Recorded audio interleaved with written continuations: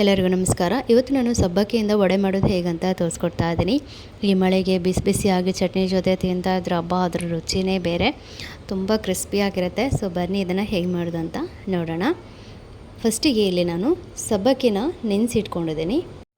2 hour ಇದನ್ನು ನೆನೆಸಿದ್ದೇನೆ. ನಂತರ ಈ ಥರ ಜರಡಿಗೆ ಹಾಕಿಟ್ಟಿದ್ದೇನೆ, ನೀರು ಚೆನ್ನಾಗಿ ಇಳಿದೋಗಲಿ ಅಂತ. ಅದರ ಮೇಲೆ ಇದಕ್ಕೆ ರುಚಿಗೆ ತಕ್ಕಷ್ಟು ಉಪ್ಪು, ಹಾಗೆಯೇ ಕಾಯಿ ಮೆಣಸು, ಕಟ್ ಮಾಡಿ ಇಟ್ಕೊಂಡಿರುವಂಥ ಕರಿಬೇವು, ಕಟ್ ಮಾಡಿ ಇಟ್ಕೊಂಡಿರುವಂಥ ಈರುಳ್ಳಿ, ಹಾಗೆಯೇ 1-2 ಆಲೂಗಡ್ಡೆ ಬೇಯಿಸಿರೋವಂಥದ್ದು, ಕಾರ್ನ್ಫ್ಲವರ್ 1 ದೊಡ್ಡ ಸ್ಪೂನಲ್ಲಿ ಹಾಕ್ಕೊಂಡು ಚೆನ್ನಾಗಿ ಮಿಕ್ಸ್ ಮಾಡ್ಕೊಳ್ಳಿ.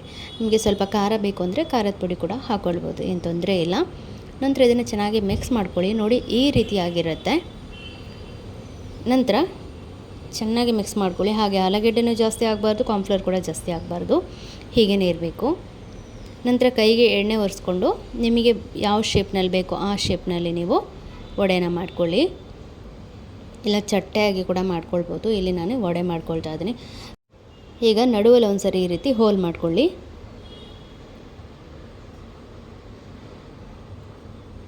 ನೀರುಳ್ಳಿ ಇನ್ನೂ ಜಾಸ್ತಿ ಹಾಕ್ಕೊಂಡ್ರೆ ಇನ್ನೂ ಚೆನ್ನಾಗಿರುತ್ತೆ ಕ್ರಿಸ್ಪಿಯಾಗಿ. ನೋಡಿ ಈ ರೀತಿ ಮಾಡ್ಕೊಂಡಿದ್ದೀನಿ. ಈಗ ಮೀಡಿಯಮ್ ಫ್ಲೇಮಲ್ಲಿ ಎಣ್ಣೆನ ಬಿಸಿಗೆ ಇಟ್ಕೊಂಡಿದ್ದೀನಿ. ಈಗ ಅದಕ್ಕೆ ಹಾಕ್ಕೊಳ್ತೀನಿ. ಇದನ್ನು ನೀವು ಮಾಡಿದ ತಕ್ಷಣ ಎಣ್ಣೆಗೆ ಹಾಕಿಬಿಡ್ಬೇಕಾಗತ್ತೆ. ಇಟ್ಬಿಟ್ರೆ ಒಂಥರ ನಿಮಗೆ ಅಷ್ಟು ಅಂಟಂಟಾಗಿಬಿಡುತ್ತೆ.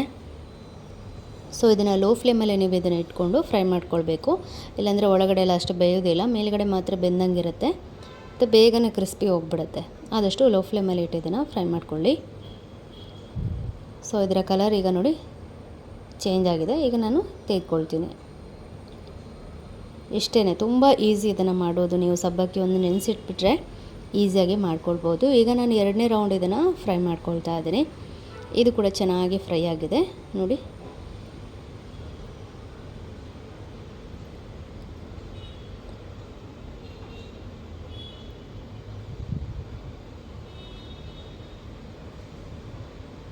ಬಿಸಿ ಬಿಸಿಯಾಗಿ ಚಟ್ನಿ ಜೊತೆ ತಿನ್ನೋದಕ್ಕೆ, ಅದಕ್ಕೆ ನಿಮಗೆ ಸಾಂಬಾರು ಇಷ್ಟ ಇದ್ದರೆ ಸಾಂಬಾರು ಕೂಡ ಹಾಕ್ಕೊಂಡು ತಿನ್ಬೋದು.